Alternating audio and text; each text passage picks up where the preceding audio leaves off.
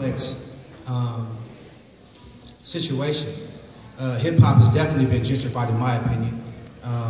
I remember growing up, you know, and hip-hop was an emotional therapy, a place to have space. You know, a lot of us who called each other geniuses in that area, you know, never got to hear those words in schools or in society.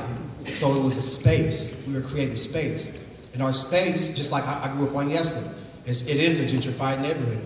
And people are encroaching on our space. Oh, Lord. Right? We have no more places to go, or we're being told where to go. So I do feel at the end of the day like, you know, yes, you know, you can't take the soul of black folks away. We're resilient. We're always going to have that in our music and our craft. But then at the same time, because of the capitalistic nature and the white supremacist nature of the music industry, right? To tell you the truth, yes, we never even really owned that form of hip hop. You know what I'm saying? That it's been weaponized against us. Yes. You feel me? Yes. So, you know, the emotional loss as well that comes with being waged war upon. You know, because gentrification is a war. Ooh, yes, yes. Say that.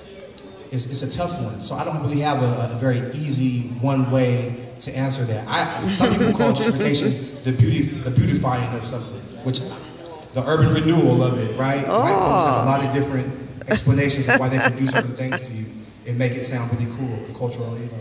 Oh, yeah. I'm just not really here today for that message, y'all. So I don't know. Yes. Yes.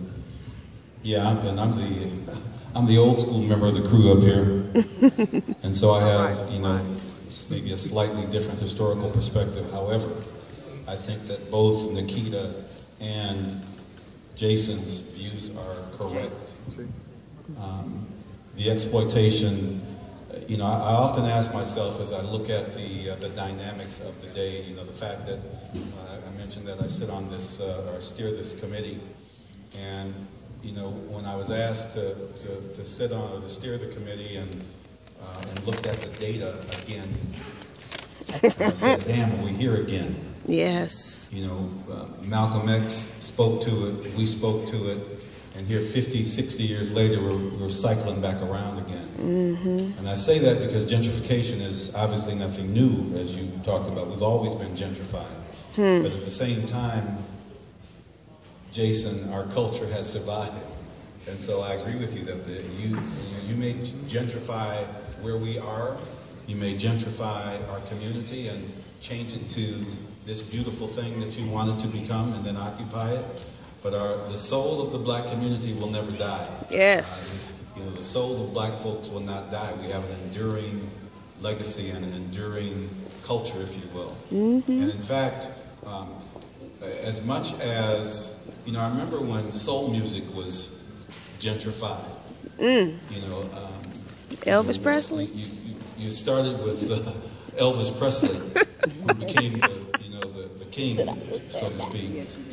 And, you know, he got up on the stage and tried to move like, you know, Little Richard. He couldn't move like Little Richard, but he faked it. And so he was gentrifying rock and roll. Rock and roll was black when it first started. You know, when you think about soul music, and I think about, you know, they called them the white-eyed soul brothers. And I used to like the way they could sing. You know, the Righteous Brothers were their name, you know, which is another attempt to gentrify, you know, even our language, you know. But the soul of black folk continues to endure. It will never be, the culture will never be fully gentrified. Yes. In fact, as my work as a diversity consultant, as I've watched all of these various ways that where black folk occupy or where they live or our culture has been, they've attempted to gentrify our culture, but they did not want to. When I say they, I mean the powers that be have not owned our culture or embraced it. Right. Because if they had, we would still not be at the bottom of the heap. And when I go into an organization, I mean, I've worked for Fortune 500 and Fortune 100 companies, Fortune 50 companies. I'm talking about, you know, very large conglomerates, and who have hired us to help them to become more inclusive.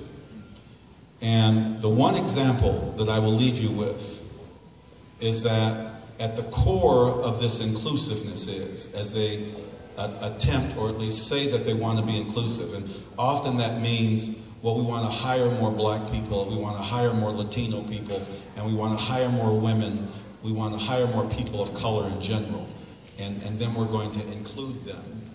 And the inclusion often from their perspective, and I continue to hear it today, is that in their mind, inclusion means that you can be included as long as you act like us, as long as you talk like us, you know. And so the angry black female or the angry black male, we're not angry. That's the way we communicate. That's the way we talk. Okay. When I say, God damn, you know, get off my back, doesn't mean that I'm angry. I'm just saying, you know, step away for a minute. You know?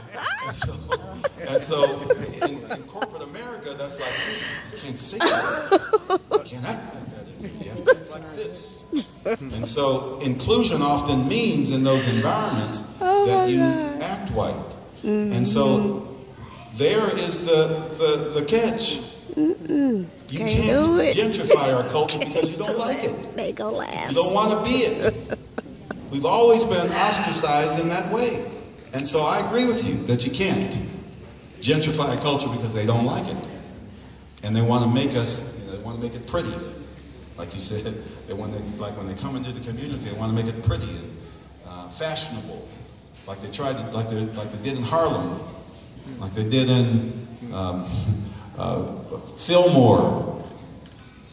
And the catch for me, brother, I got to tell you, he just said it. You didn't hear what he said. I have a client, one of my clients is, and I guess I try not to say my client's name, but I'm working for the city of Berkeley, doing some new round of diversity training for them. And so I've been in and out of the Bay Area here recently. And when I saw East 16th Street in Oakland was gentrified, I said, oh boy, that's it. I couldn't believe it. But anyway, that's my perspective. All right. So